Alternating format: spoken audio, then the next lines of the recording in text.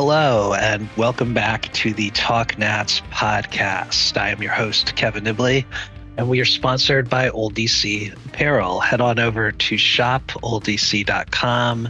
You can get the latest and greatest in original DC fan gear. They have some new baseball stuff up for the spring, as well as a couple of Beer Snake shirts. The mayor of Washington, D.C., Muriel Bowser, was spotted wearing one of their hats in public. So, if the mayor likes it, pretty cool, right? Use the code TalkNatsPod at checkout for 10% off your order. As always, you can find us on YouTube at TalkNats Podcast. That's also our handle on X. And you can find the audio only version of this show on any major podcast platform. All right. So unfortunately, another tough homestand. Dropped 2 of 3 to the Giants and 3 of 4 to the Braves. Obviously, some mistakes in that Giants series. They probably should have taken 2 of 3 there. Atlanta, you could argue, a little bit better pitching. Maybe they split that. But in general, it's an interesting team so far. A lot of runs on offense, a lot of runs surrendered by the pitching staff. I'm not going to do the week in review segment on this episode because this show is actually going to be a month in review. We're bringing back my old co-host, Bryan King. We're going to break down what we've seen so far in April, how we feel about the team.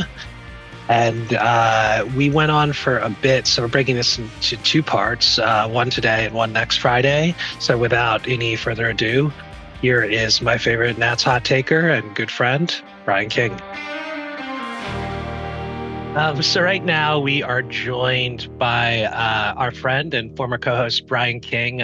Bryan, thanks for taking the time with us today. Thanks for having me. Now we're going to get into, I guess, the first month or so of Nationals baseball. When you look at this first stretch, what's your overall vibe? Are you encouraged, frustrated, somewhere in the middle? I mean, I think it's hard not to be encouraged, but the bar was so low that it doesn't take much to get you, pumped up about the season. Just the fact that they're competitive, they're fun to watch. I think it's hard not to be feeling good about the season so far. Small sample size, but it's definitely just feels like a better vibe. And, it's interesting. I feel like I get the perspective of what the outside world thinks about the Nationals living here on the West Coast. And in the last couple of years, no one ever mentioned the Nationals. Sure. It's like outside of DC, no one cared. And now, you get people saying like, "Oh, hey, like the Nationals look good." Like there's definitely they're turning a little bit ahead, like surprising some people. So that's just nice. It's just nice to have the team be interesting again. They've got an offense, but they don't have a pitching staff. So I think 500 is probably the ceiling this year. If they get lucky, the Phillies and the Mets keep tanking. Yeah. Maybe you can like scrape around to be sort of in the conversation for the wild card, but I think without a actual professional pitching staff, it's going to be hard to get much above 500, unfortunately. Yeah, no, definitely. Like there've been a few games the bullpen has blown. I think at least like 4 games where they had a 3 or 4 run lead in the 6th or 7th inning and weren't able to win. And if they had held on to those, they'd be pretty close to first place with Atlanta. But you mentioned the Mets and the Phillies, who have really been disappointing so far.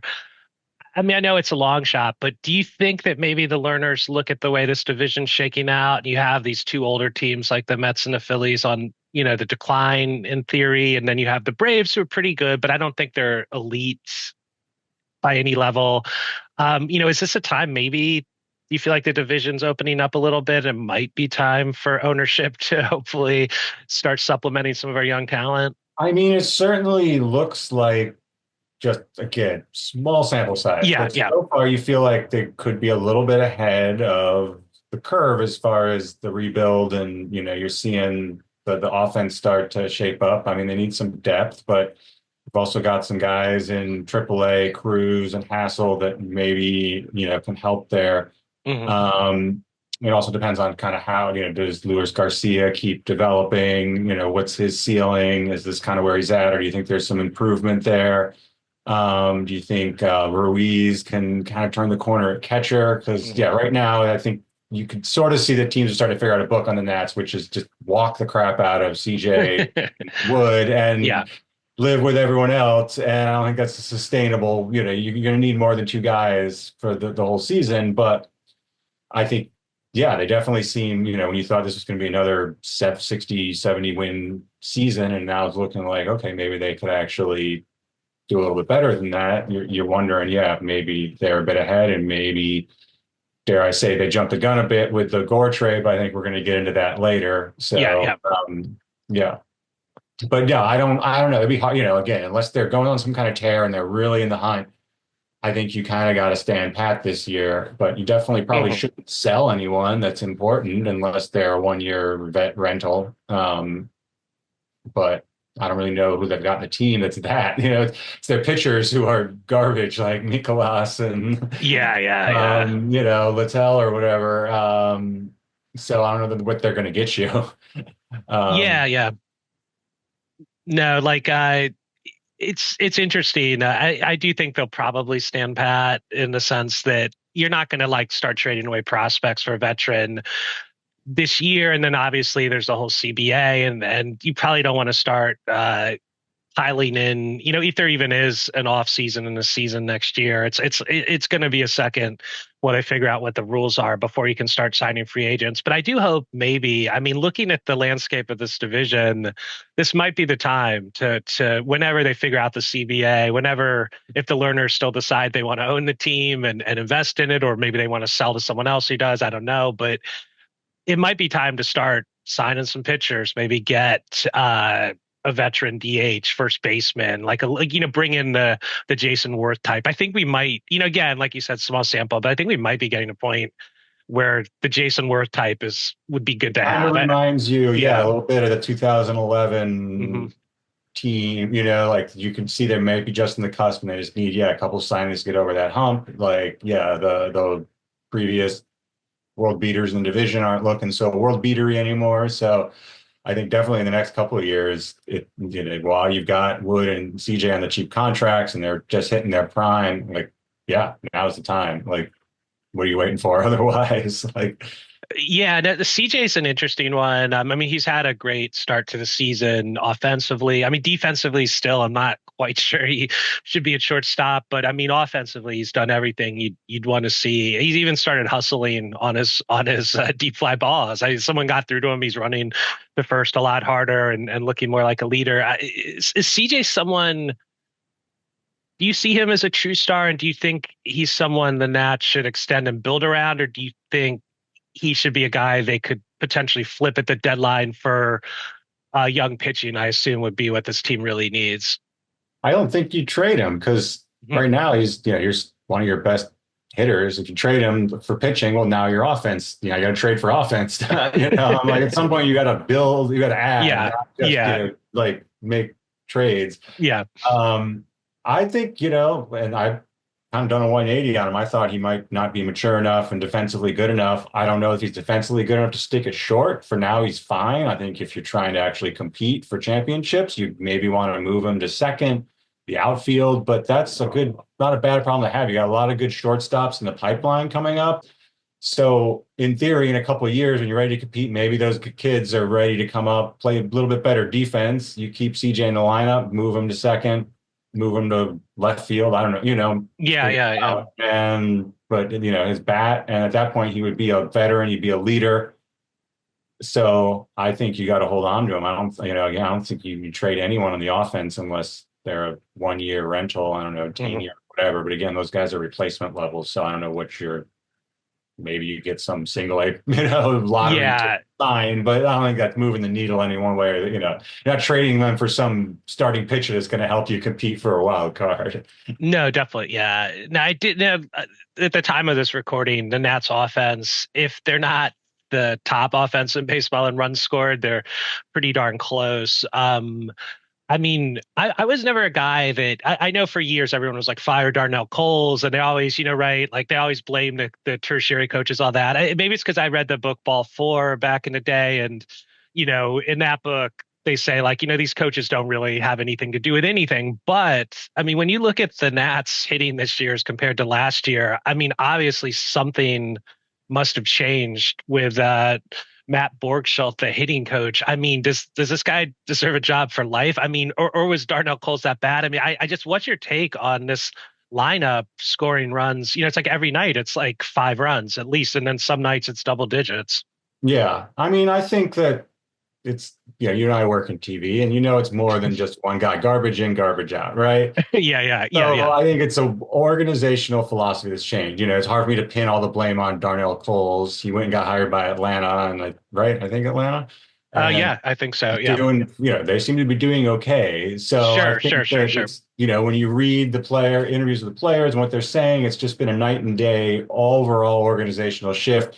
Moving into the modern era, investing in all the technology, and there's like the hitting machine. I can't remember the name of it, where it's like, Like the traject arc. I think that's the yeah, one where like the pitcher, it simulates, it's like it's like a pitching machine, but it's like the pitcher's actual stuff. So you can yeah, practice against the guy you're going to face later that night.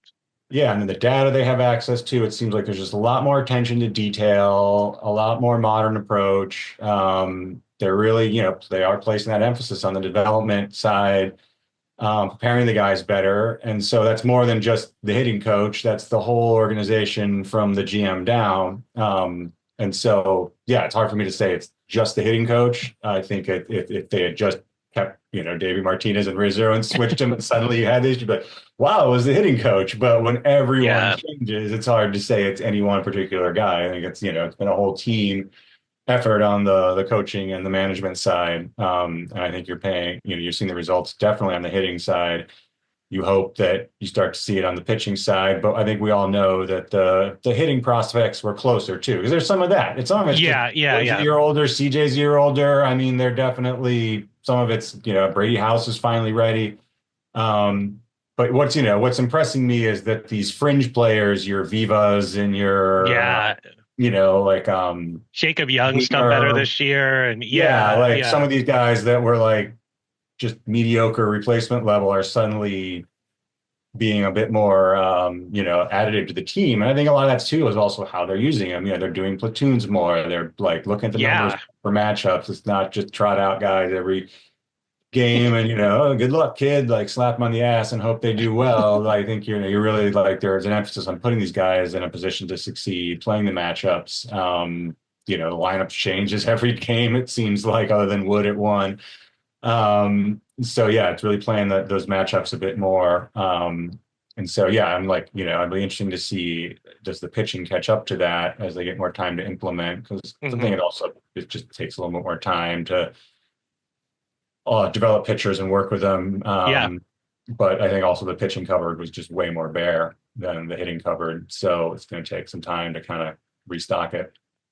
Yeah, no, the last time we talked, we were kind of examining the failed rebuild, we were probably a little skeptical on the hiring of all these millennials or Gen Z. I don't even. I mean, they're like 30-year-olds. I feel old, watching some of these guys come out. But I mean, I'll say at least for myself, again, a small sample, but I mean, yeah, the difference is night and day. I mean, maybe it was time to move on from Rizzo and Davey. I mean, I think every Nats fan thanks those guys for the World Series and that, Rizzo, especially for the long period of success in the 2010s. But, it's night and day. Like you're saying, these moves, I didn't realize you could go, do a platoon switch in the middle of a game, pinch hitting for catchers. I mean, when was the last time the Nats, we've been living in a world where Keber Ruiz, plays 6 out of every 7 games for the last couple of years until he breaks down and then goes, on the IL for the rest of the season or whatever. So, I mean, this idea that you could pinch hit a catcher in the 8th inning and then defensively replace him in the ninth. I mean, this feels like almost 1980s baseball. Are you are you happy with the changes? Are you happy with the way Buter's managing Oh this yeah, team? I mean, Yeah. having the Dodgers as kind of my second hometown team out here. Hmm. It feels like what the Dodgers have been doing for the last decade, just with not as good, not Yeah. not like it's like Dodger Jr. But yeah, it's like I'm like, yes, I've been seeing this approach work. The platoon, finding these kind of scrap heap guys and just putting them in positions to succeed, deploying them strategically. So yeah, I think it's just refreshing to see a team that you feel like, okay, if they get some better players or these guys keep developing, they at least have like a plan or a strategy that seems to be getting the most out of them. No, definitely. On the No, offensive side, at least, we'll get into the pitching. yeah. No, the last time we talked, kind of last time we talked was kind of towards the end of spring training. James Wood was awful in spring training. He was awful for the first week or two, maybe the first week of this season. There are calls to send him down to, or send him to Rochester with Dylan Cruz. Then obviously something turned. He's been pretty hot lately. What do you think of James Wood? What's your ceiling for him? It's a tough one because he still strikes out a lot. And I know that he's really just become a three true outcome kind of player, it seems. Yeah, a little bit. But he's also stealing bases. He's been getting his walks a lot more. I think I got to get more. I got to see him for a full season because last year he was red hot in the first half and then faded. I'm like, is this going to be kind of a big swing? Gets hot, but then gets really cold. And Mhm. okay, that's still a valuable, good player, but that's not a top tier star. Your top tier star has got to be consistent. Can't have half seasons where they're hitting 200 or whatever. Yeah. Like, everyone goes through slumps, but your slumps got to be on the smaller side. So I kind of need to see him stay at a high level for a whole season to show that he can be the alpha on a team. He can be the guy Mhm. versus just like, okay, you can be a good complementary piece, obviously, um, but yeah, I mean, again, early returns are promising. It shows resilient, good sign on his resilience that he was able to kind of battle through that slow start. And now he's getting going. Um, that he's taking his walks, because obviously Mhm. now people are just like not going to pitch to him. And so, can he stay within himself, not kind of stretch, not try to force it, just take the walks, get on base. So yeah, again, early returns are promising, but I kind of need to, I think, ask me again in a month or so, and let's see how he's doing too, as teams kind of figure out how to navigate the Nats lineup. And yeah, Um, yeah, no, I agree. It's funny. I was at the game last night, and there was this guy sitting next to me who's from Detroit. It was his first time at the Nats ballpark, and he was asking me about the players. And when we got to James Wood, I'm like, I wouldn't call him a three true outcomes guy, but I kind of did. He almost is. I mean, he'll work in a single every here and there, but honestly, he is almost a three true outcomes guy, or it's either walk, home, or strikeout. But he's yeah, like you said, he's getting better at taking the walks, and I think when he tries to hit the ball the other way, when everything's kind of going in that left field gap, and he's hitting the ball that way, that's when he's most effective, and he should just stick with that, not try to. I know. I think last year he got in his own head. People were complaining that he didn't pull the ball enough, et cetera, et cetera. He should just keep trying to hit it in that opposite gap, and that's when he's good. But I want to get to another player. He's perplexing to me.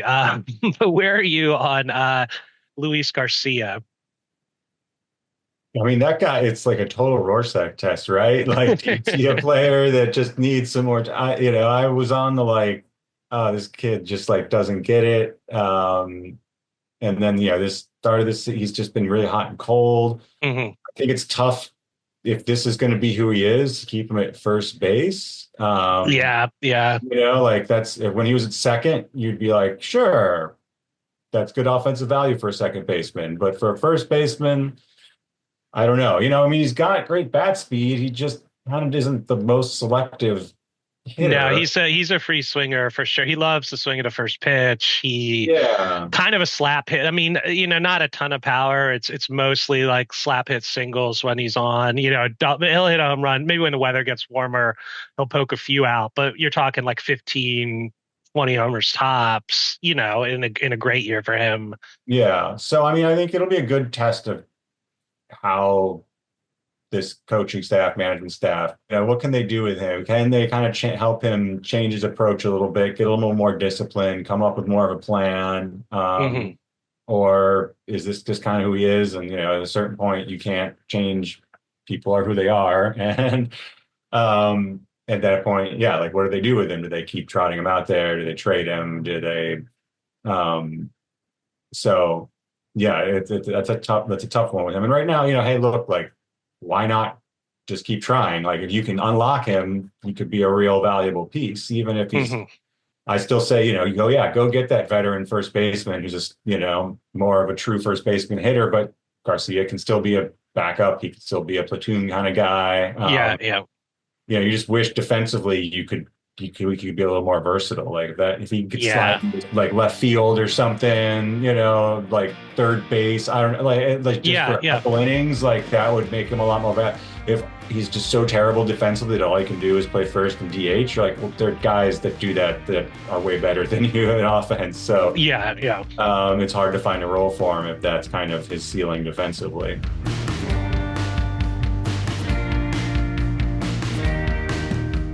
All right. So that was our episode. Thanks a lot again to Bryan.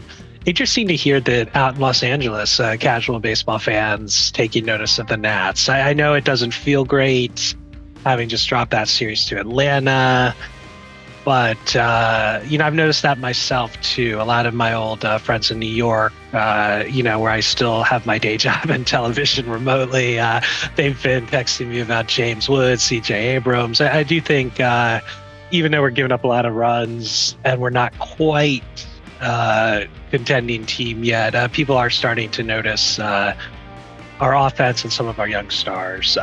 So anyway, that's the show. As always, please visit talknats.com, shopoldc.com. They are the two entities that bring this program to you every week.